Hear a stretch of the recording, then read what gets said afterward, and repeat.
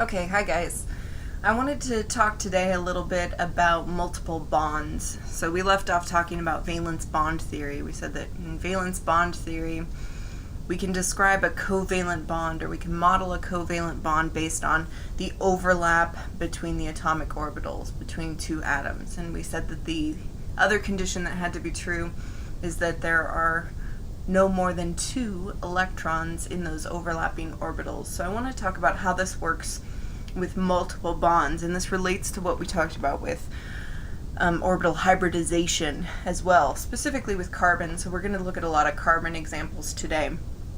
So if we're talking about multiple bonds, if a single covalent bond is the result of one orbital overlapping, right? So if there's good overlap between those orbitals, then that's one single covalent bond. Then we must have multiple overlaps in order to make multiple bonds.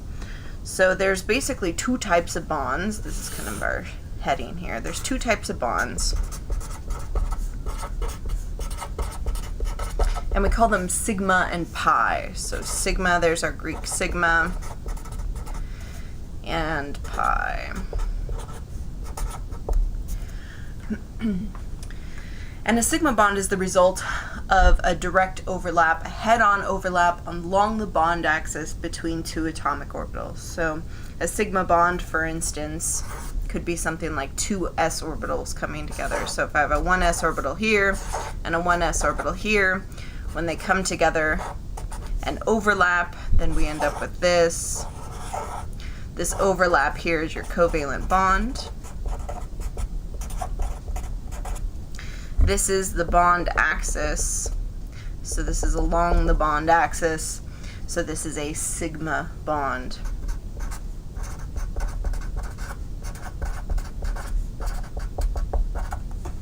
Okay, we can also see this with an s orbital and a p orbital. Like we mentioned, there's multiple orientations of our p orbitals, so we could have one s, for instance, and one of our 2 p's, and so long as the overlap is along the right axis, then we end up with a bond that looks like this.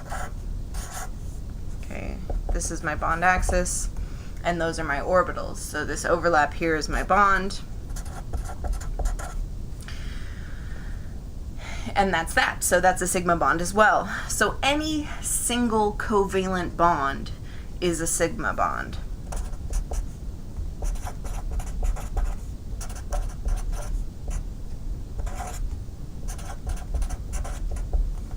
Okay, it's just when we get into multiple bonds that we have weirdness. And so that gets us into the second type of bond, which is the pi bond. And pi is the Greek letter p, and so this relates then to the p orbitals.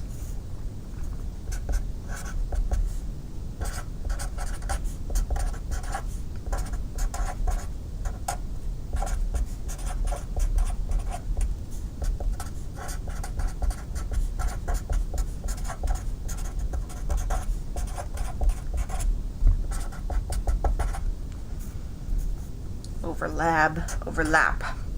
So a pi orbital is when there's overlapping orbitals that are above, below, in front of, behind the bond axis. So if we kind of define the bond axis in a specific way, which we'd be able to do if we had a molecule in front of us, then if there's any overlap that is above and below that, then that would be our pi bonds. And this again occurs because of parallel p orbitals.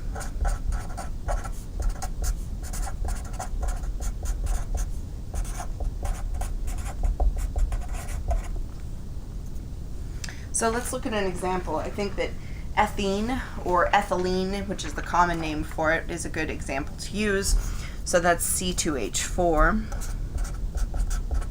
You guys built this one in the modeling lab. So we have C2H4, which looks like this. It's planar, and each of these angles is going to be 120 degrees. Right? And the reason for that is because each of my carbons here has trigonal planar geometry.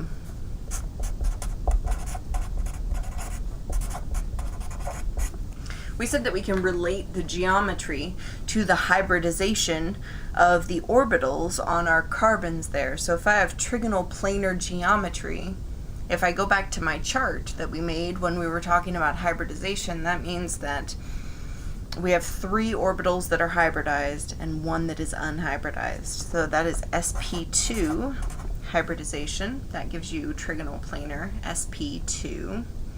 Okay. And that means that there's a p orbital left over that is unhybridized.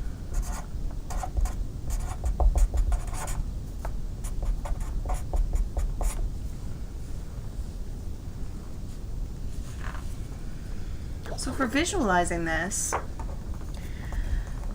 and this is kind of a tricky thing to do, then I think it's best to draw out the orbitals and draw them onto the molecule themselves. So if I kind of have my C's here, my carbons here at the center, here's 1, here's 2. We said hybrid orbitals are kind of a weird combination of an s and a p orbital. So they have a little side, kind of a little circular side that represents the s, and in the middle of it is going to be the nucleus, and then on the other side is a larger bulbous side that is responsible for the overlap. And again, overlap is covalent bonding. So for visualizing this, then we probably have one that looks like this. Here's my nucleus, and here's the overlapping orbital here. Here's my nucleus, overlapping orbital here. And because we have sp2 hybridization, these things are going to orient themselves like our Mercedes-Benz symbol. So here's our nucleus, here's the one that comes out this way, here's the nucleus, here's the one that comes out this way. These are all my hybrid orbitals, my sp2s.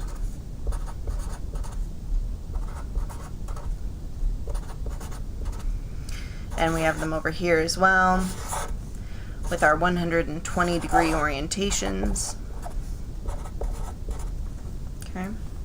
So in this case, this is my bond axis, okay, because here's my 2 carbons, the carbons at the center that have been decimated by my drawing here. And now we can bring in other elements and other overlapping things. But wait, I still have an orbital that I haven't accounted for on each of my carbons. Each of my carbons should also have a p orbital, and these p orbitals are going to be overlapping as well. Now, if the p orbital here is coming this way, we have one this way, one this way, then let's just define our p orbital as our px. So it's kind of coming in and out of the plane, going up the x-axis. So here's my unhybridized p orbital on both sides. Okay? So far, so good. So now, if I was thinking about the way that these carbons are bonding together, then there's overlap between these 2 sp2s. So we have some overlap here. Not yet, but if I brought them together, they would be. And then with these p orbitals that are above and below the axis here, there would be overlap here as well. So the overlap that's head-on for these sp2s is going to be a sigma bond. And the overlap that's above and below the axis, due to my p orbitals, is going to be a pi bond. So I have 2 covalent bonds, and those 2 covalent bonds are my double bond between my carbons.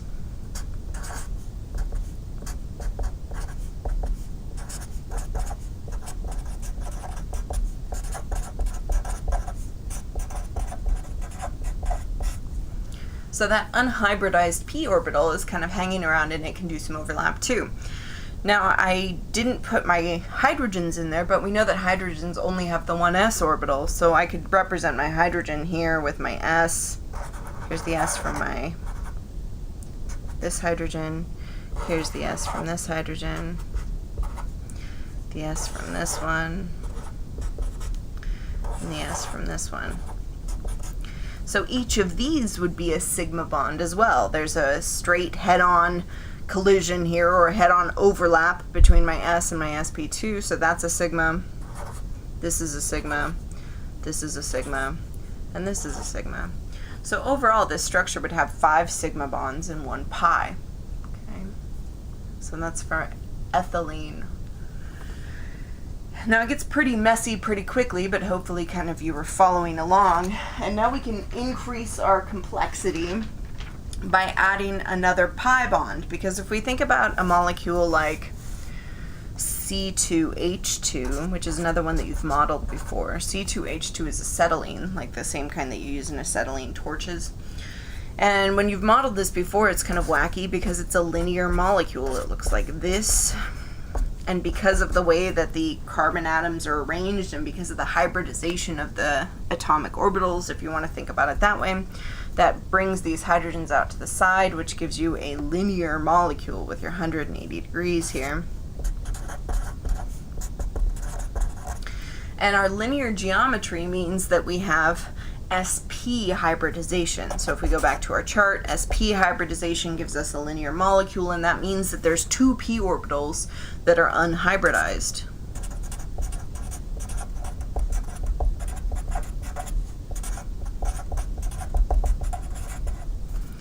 So for visualizing this again, I'm going to draw this below. Hopefully you can see both. So here's my carbon, here's this carbon. If we have sp hybrids, they're going to look very similar, but they're going to go out into linear space. So we have one that's here that's going to go out this way, and one that's here that's going to go out this way. These are my sps. Same on this carbon. We have one going this way, one going this way, sp, sp.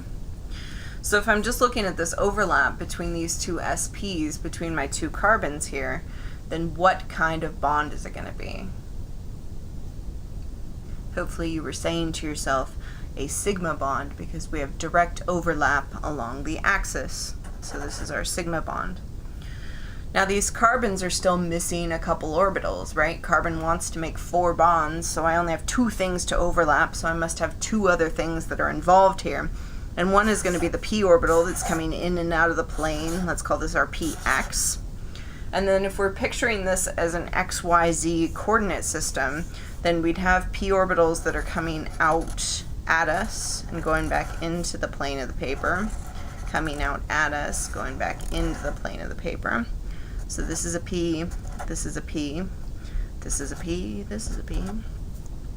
And now we can have overlap between the ones that are coming in and out of the paper, right? There's my overlap there. And I can have overlap between the ones that are in the y-axis plane as well. So I have a pi overlap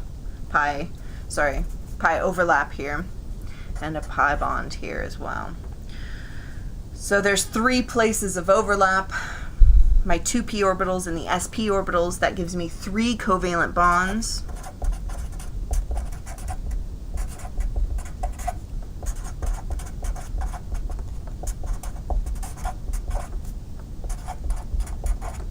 And if I have 3 like this, then it's going to be a sigma and 2 pi's. Sigma with the direct overlap in the line of the axis, and 2 pi's. And again, if I bring in my hydrogens, just to make my drawing that much more complicated, then I get my s orbitals here. Here's my hydrogen. S orbital here. Here's my hydrogen. Okay, so these would also be sigma bonds. Anywhere you have a bond at all, there's going to be at least 1 sigma bond. And then if we have multiple bonds, then you start getting into multiple types of overlap. Okay? All right, I think I'm going to stop there. If you have any questions on that, feel free to shoot me a message.